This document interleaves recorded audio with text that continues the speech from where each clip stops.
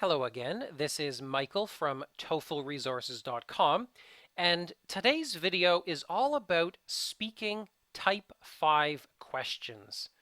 Those are the problem and solution questions. In this video, I hope to show you some strategies you can use to master this type of question. In my opinion, speaking type 5 questions are actually some of the easiest questions you'll get on the entire TOEFL, but they're only easy if you know how to answer them correctly. So that's what I'm going to show you in this video.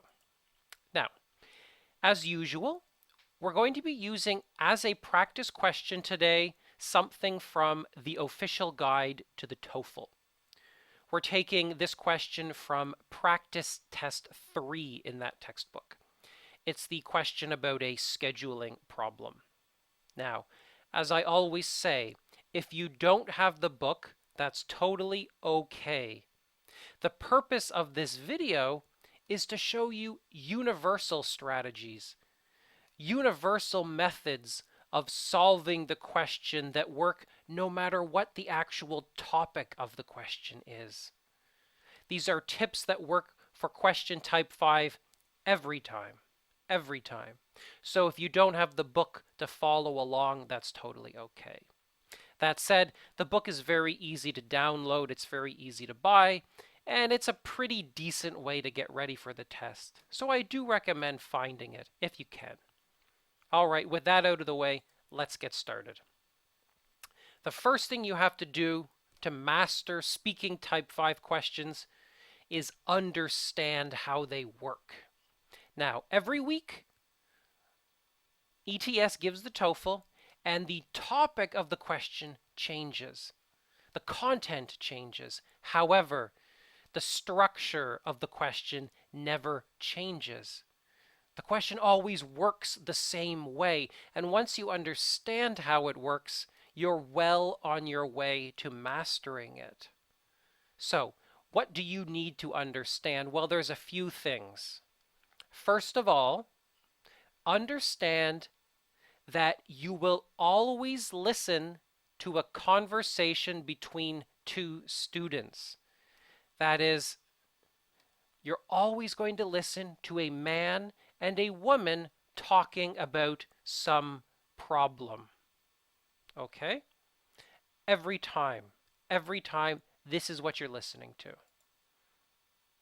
Understand also that one student in that conversation will be facing some kind of problem related to university life. Okay? One of those students has a problem related to their university or to their campus life. It might be a problem with one of their classes, a problem with a professor, could be a problem with their roommate in their dorm, just something related to university life. Finally, or I should say next, you should understand that the other student in the conversation will suggest two solutions to this problem. Okay? There's never going to be three solutions suggested. There's never going to be just one.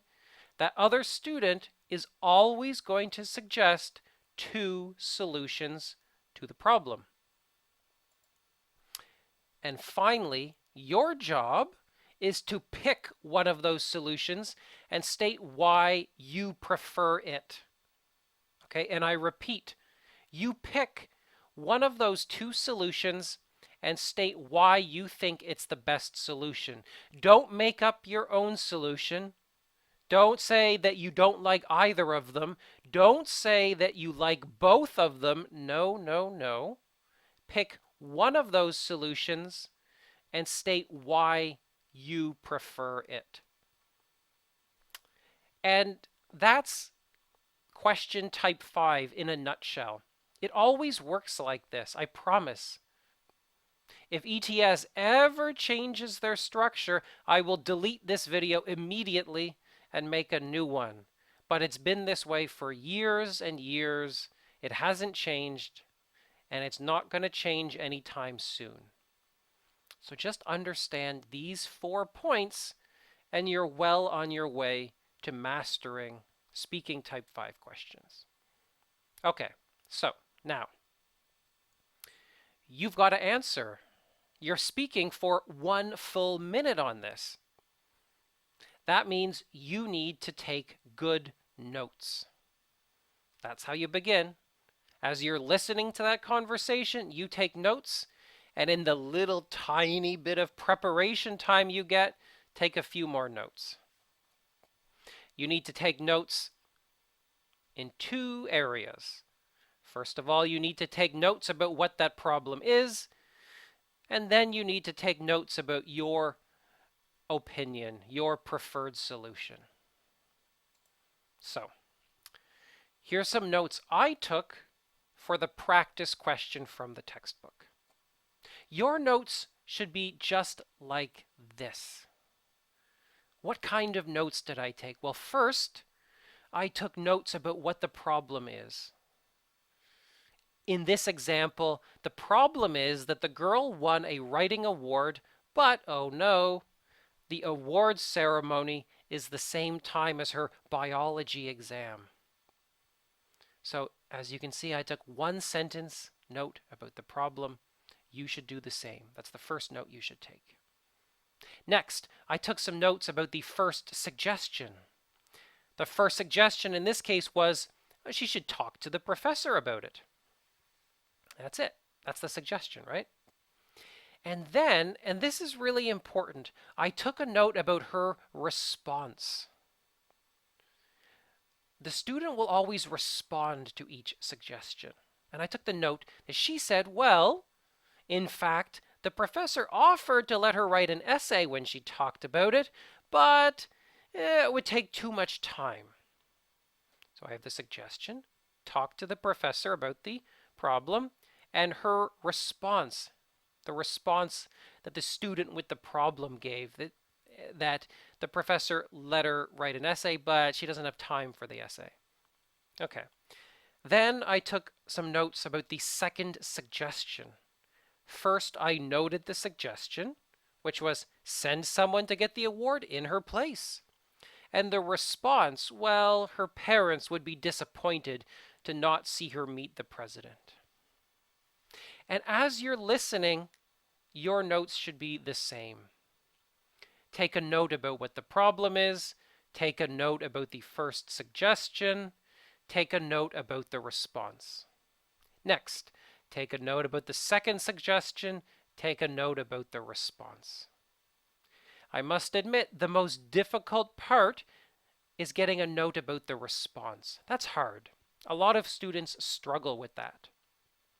But that is the difference between a good answer and a great answer. If you want to deliver a great answer, try your best to get a note about the response.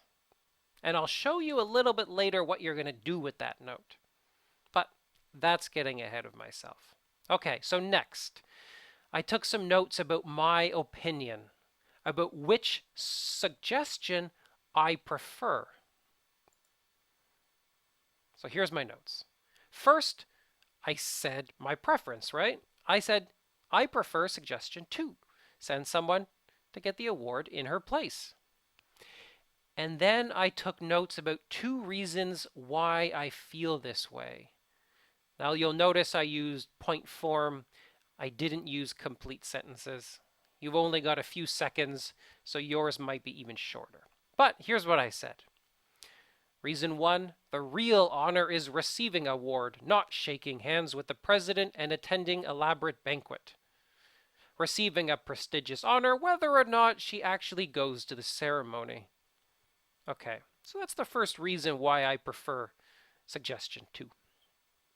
Next reason why I prefer this, needs to maintain a perspective about her academic work. If has no time for the essay, will probably perform worse than she would have on the exam. Parents will not be impressed by a poor score. And that's the notes. Your notes should be the same. Note which suggestion you prefer, and note 2 reasons why you feel that way. Don't use complete sentences. Like me, you should use fragments, point form. That's all you have time for. Okay, So again, I repeat, every type 5 speaking question is the same, so your notes should be the same no matter when you take the test. You take it next week, you take it next month, you take it next year. The type of notes you're going to take will be the same. I promise. All right. So now that we've got our notes taken, we must learn how to structure our answer.